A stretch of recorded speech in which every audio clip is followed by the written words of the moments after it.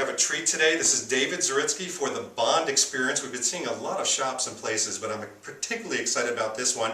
We're here with Edward Bodnam right here at Floris. And Floris has such an incredible rich history, not least of which is obviously a Bond connection, which we'll get to. But what are we standing in right now? I'm seeing a lot of old pieces here. It looks like a museum. Yeah, this is our museum, traditionally called the showroom, but it's we were founded in 1730, so it's a collection really of lots of the products that we used to sell from the very early days of being a perfumer stroke barber as well. Right. And lots of our fragrances from the early days, some of the past packaging.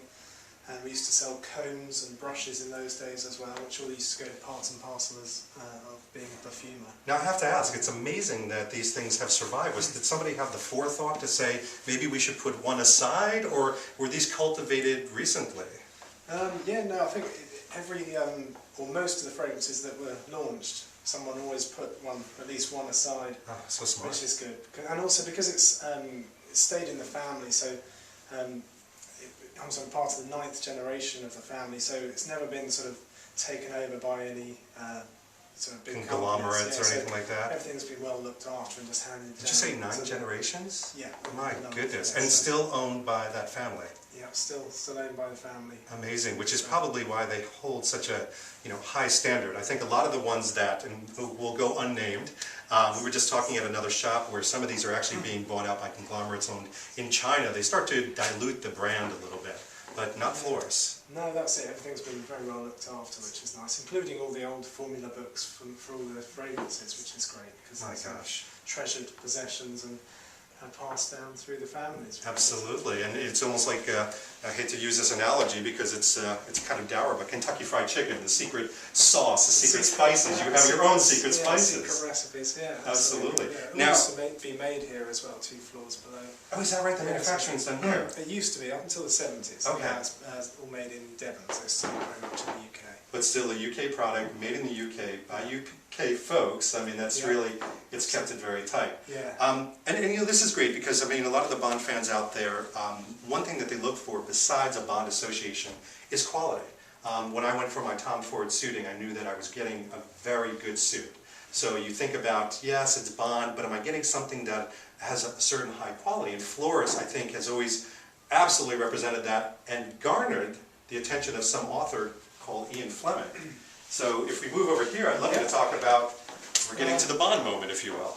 Well, Ian Fleming was brought up in the area. He was born just a few streets away from here, and so I think he sort of grew up with Floris being used at home, and he used to visit the shop regularly himself. And this fragrance here, number 89, which is named after the shop number here in Jermyn Street. This was his favourite fragrance. Right. When my grandfather was here, he used to see him quite regularly in the shop, and they would chat and all the rest of it. And, right. So this is how the packaging would have been in the 1950s when Ian Fleming used the fragrance. And the bottle actually in the middle, that square one, is the it's got the royal warrant there to King George VI, which it would have been at the time. So that would have been exactly how the packaging would have been. Oh my gosh. When did they start making the Floris number 89? It was 1951. 1951, okay. Yeah.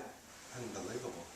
And so it's obviously, judging by all the different iterations here, it's gone through so many different changes. I actually, I own some of the vintage ones. I hunted them down, the talc and things like that, when it was, it kind of had did it have a green? It was kind of a green coloring at one point. Color. Yeah, that's right. Yeah. So I wanted to, the association obviously in the book, it's actually written Floris number 89. And because of that, I think Bond fans started to get it. And, there's been different iterations. I know, every fan out there knows that there's a 007 scent out there. But I think this one has retained the tradition, the quality, the Bond-esque feeling, if you will, over time. Yeah, the formulation has changed very little, actually, since the 1950s. Certain ingredients have to be slightly modified, but we still have the same formula books and everything is made up. That's fantastic. The quality of our products is obviously something that we pride ourselves on. Right. Yeah, it's very much as it would have been then. So I have to ask you a very Bond geeky question. Do you have people like me coming in here and saying, Never mind Floris number 89. I want the Bond perfume. I want the Bond scent. Did they come to you? Yeah, Yeah. actually, I do.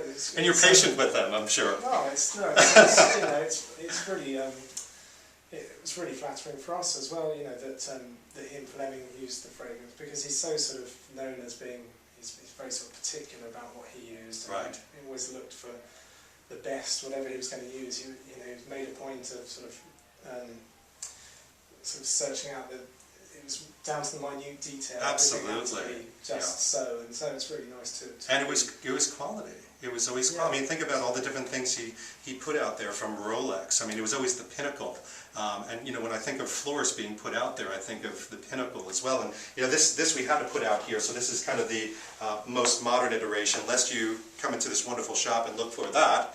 This is hidden back room, if you will, very Bondy.